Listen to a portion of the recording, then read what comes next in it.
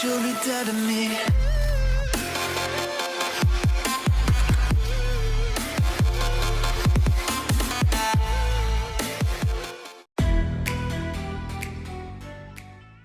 Oh my God! What's Pickford doing? What's going on, everyone? It's Mike back again, and look who's back. Hello, everyone. How are you all? It's mad, isn't it? It's mad. It's mad. He's been away from the channel for a while now. Really, he did do a video with me last week where we went through a lot of the players we've been linked with and whatever. But it's good to have him back. We've missed you, John. We've missed you a lot of the comments. Where have you been, John? Is John all right? We know he was on the vulnerable list, blah, blah, blah, blah, blah. And I said, look, he's fine. He's just busy. Makes me laugh, the vulnerable list, really, because 4 weeks we've been in lockdown now, and I've actually received a text message this morning saying, stay at home for 12 weeks. I'm 4 weeks into it, and I'm only getting the text message today, so they either forgot about me or, I've got to now stay at home for 16 weeks. I don't know. But, as long as we all do the right thing, and I've said this, and I don't want to sound like BJ, but, as long as we all do the right thing, we will get through this. There's no quick fix, and as I was saying, it's looking better. The cases are dropping, and I think that the people passing away, unfortunately, have dropped the last couple of days. But it's still tough times, just because the curve's flattening out now. It doesn't mean to say we're over it, but hopefully in a few weeks we will start to see some light at the end of the tunnel. Yeah, you're right, mate. You're right. What I wanted to do was I wanted to just go through some of the comments, because the videos at the moment have been really well. I've done really well. Obviously, the subscribers have... I've been blown away by the subscribers in the last two videos, because I think the last two videos have gained about 70 subscribers, which for a small channel like this one's massive, and both me and John appreciate it, because as we have said, we have got massive plans for next season. Obviously everything's getting delayed because of the situation with this season, but we've got big plans, and there will be rebranding, there will be different types of merchandise, there will be things you can buy, with some of the money going to Everton in the community, and trying to get involved with other projects like that. So we're really keen for that. So what I wanted to do is I wanted to give some of you guys a little bit of a shout out, just to say thank you, and then obviously we'll go into the video. So I wanted to thank, first of all, CJ01. Really enjoying your videos during a difficult time, Mike. Again, mate, I really appreciate it. I think for me personally, I've tried to get other people involved to support them. People like Cam, he wouldn't sit here and criticise me for saying he's got a smaller YouTube channel than I have. But I'm trying to push him. I'm trying to help him. We're trying to get him up to 2,000 subscribers. So if you can help him out, go and subscribe to his channel. But that's what I'm trying to do. Just do different content. My 10 of the week. This week it's going to be loan players. So if you've got any loan players that you want me to throw in there, we know the obvious ones. Throw them in the description below. That'll be interesting. But CJ, that's really, really nice for me to hear. And what do you think, John? Are you happy with the content that I've been putting out? Because I haven't been on a while. I have been busy, and I do enjoy doing the videos, and I am glad to be part of it. I think you mentioned it the other day. What I'm also finding lately, reading the comments, is other people interacting with each other. So they're coming onto the channel, but they're having conversations through the comments as well. So as you say, this tough time, it is giving people something to talk about. It's hard to do. It's much easier when the season's on, because it's sort of set out when the season's on. We have the match preview, we have the match reaction, we have the final analysis the day after, and we do videos from the ground ourselves. So it does make it a bit easier. But as you say, you alone, I know Cam's been on the Mighty Blues. I know you've got a couple of people who want to do videos with you this week. Tell them. Which is great. So, it is looking up, and the subscribers, as you say, I think you had a target before the end of the season. In my opinion, I think you would have been close to that target, only for the unfortunate thing of what happens with the disease, But it's going in the right direction. As you say, there's a big plans for the channel, and I'm looking forward to being part of them big plans. Yeah, good lad. Jeff Gillen, a guy who always comments as well. We won't see a ball kicked before September for sure, and the virus will set Everton back years. And all football but usual Everton will suffer more, i.e. the stadium, the Brexit. However, all stay safe. Let's hope they avoid the Premier League. Well, Jeff, that's a little bit negative, I'd say, at the start of that. Let's not worry about it too much until all of that bad shit happens. But what I would say is, I completely agree with your last point. Let's hope the Premier League gets avoided. Do you know what? With the comment Jeff's made there's always something that knocks Everton back, isn't there? There's always something that finds its way to kick Everton down, whether it be fucking Steve Walsh, Ronald Koeman, coronavirus. There's always something. But, I think personally, I think the season will be finished behind closed doors. I don't think we're going to Goodison Park again in this season. I did see something this morning. They are going to cram 2 games a week in and try and finish it. Yeah, and I get that. Yeah, and I think some of us wanted the season to be null and void, which it won't happen. It won't happen. But I think also, look, they're going to win the league, but I think what's happening at the minute has took the shine off their league. Yeah. I actually think coronavirus is an Everton fan, to be fair, but I hope. Hi, Mike. Great video. Really like listening to your thoughts. More of this. They will come, mate. Appreciate it. Will Lewis, can't let Moise Keane go. Not yet. He's still too young with so much potential. And if we get James Rodriguez, that will be our Robinho moment. He is a top player. What's your thoughts on that, John? I don't... Listen, James Rodriguez has quite a big injury record. Yeah. And he's got that injury record playing in Spain. Okay? Yeah. Premier League is tougher. It's faster. Yeah. It's tougher. Do I want Rodriguez? Yes, I do. But I prefer to get someone who hasn't got such an injury record, to be fair. Jack Grealish. Well, listen, I think it's a competition between me and you who want Jack Grealish more, me or you. I think, as you said on the video yesterday, he has got his off-field problems and he does do stupid things. Listen, he's a young lad. We've all done stupid things, But as soon as he comes out that tunnel and crosses that white line, for that 90 minutes, he puts his heart on the line. And I want players like that. Listen, we've had players in the past who've done stupid things. Rooney's one, Listen, as soon as he crosses that white line, I couldn't give a shit what he does outside football as long as he plays for that Everton shirt. Yeah, agreed. Sully Canuck. Obviously, Sully Canuck is a Brighton fan. He's supported us since the day. Really got a lot of time for Sully. I didn't realise this, but I've done a little bit of research. Brighton are in some form of takeover bid. Not necessarily a full takeover, but I think they're getting some investment pumped into the club. That'll help Brighton, won't it? Yeah, to be fair, I think after all this blows over, I think a lot of clubs are going to struggle financially. No disrespect to Brighton or, your lower clubs, Burnley are another one. I think they might have furloughed some of their players. So, a lot of clubs are going to struggle after this. And I think I also said to you yesterday, Michael, I think the days have gone of massive transfer fees now.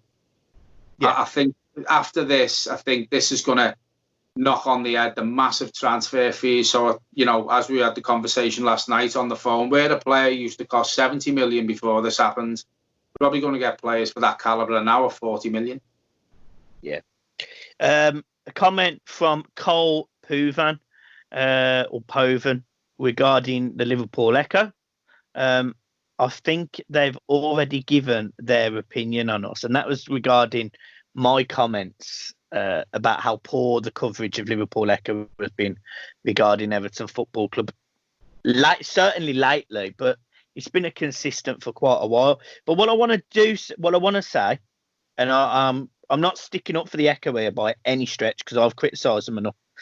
I actually spoke to Adam Jones, who is a reporter for the Echo.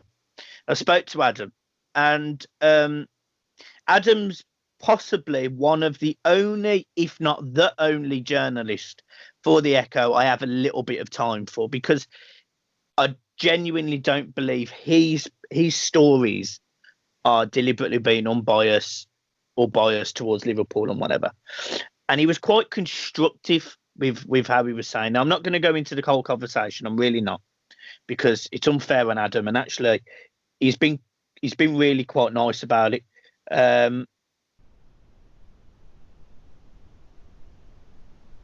He basically said that he wants to openly communicate with Everton football fans because essentially he wants to avoid situations like the way we're feeling towards the Echo in the future.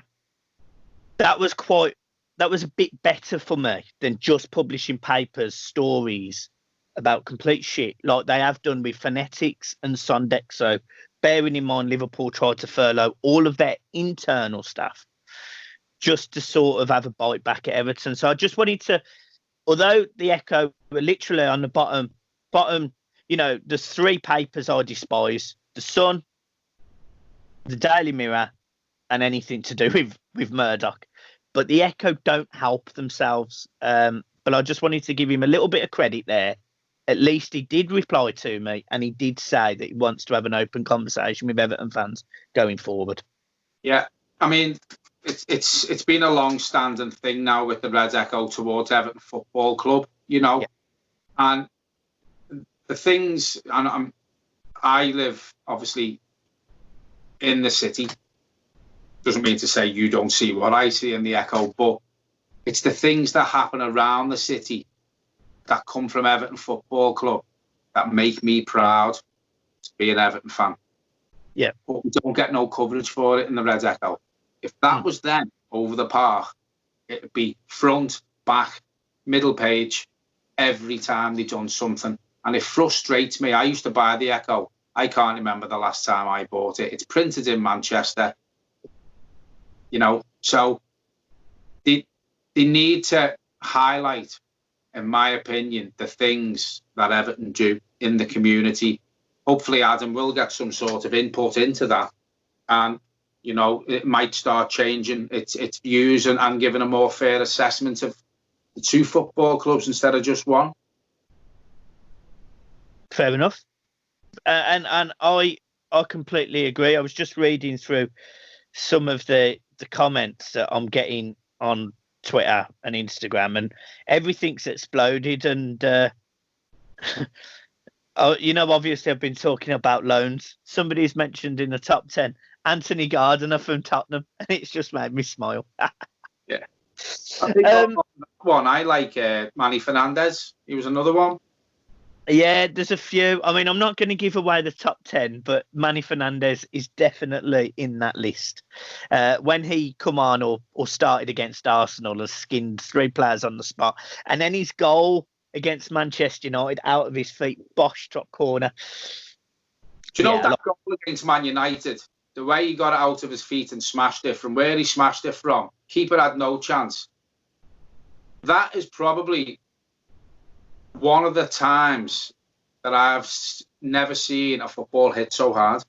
Yeah. It was an absolute rocket. And he wasn't a big lad. He wasn't a big lad. I've been quite close to Manny Fernandez outside the ground, and not a big lad. And to get the power and the pace that he got on that ball, nearly took the roof of the net off. Yeah. Right. So obviously I did speak to you as well about some of the things I was going to mention to you. Quite a few. I'm not going to overkill it because I've done a couple of videos basically saying I'm signing James Rodriguez. So I'm not going to overkill it. We have mentioned him earlier. Who else do you want to see, John? If you had 50 million quid right now, who do you go and sign? And it's not Grealish and it's not Rodriguez. Who do you go and sign? What's the key for you? Well, I think you informed me last week that Dries Mertens is probably out of contract at the end of the season. I believe so. Don't hold me to it, but I believe so. Even if he's not, he won't have long on his contract. As I say, I think the days of the big transfer fees have gone. Dries Mertens, for me, will be a no-brainer. Yeah. He can play right across the middle. He can have a go up front. Dries Mertens would improve our team. No end. I can't argue with that.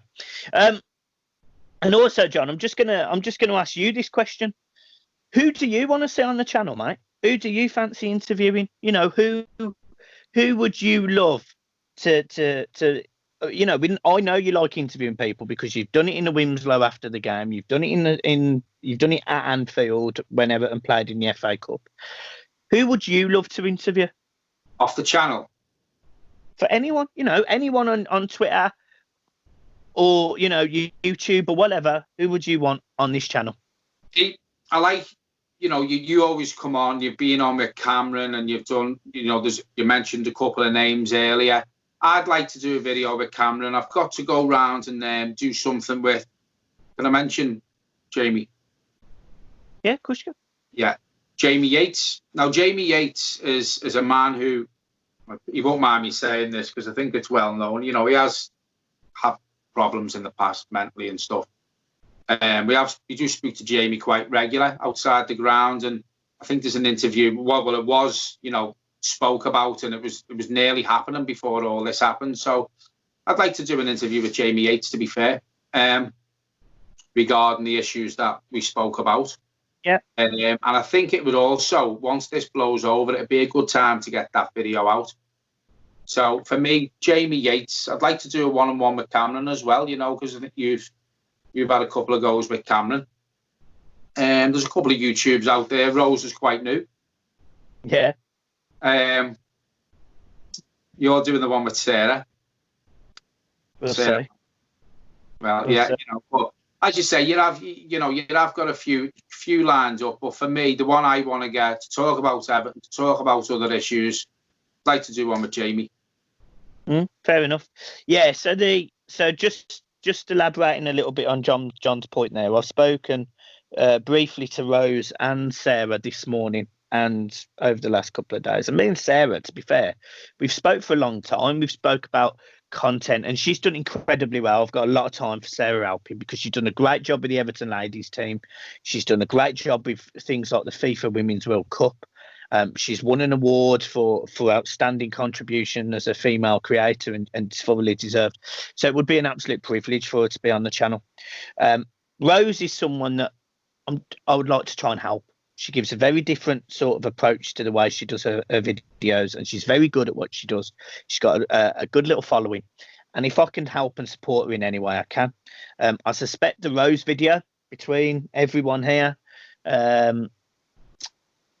will probably be recorded this week, if not today. So don't get too excited, everyone. But yeah, look, the channel is doing really well, and it's fine. You can.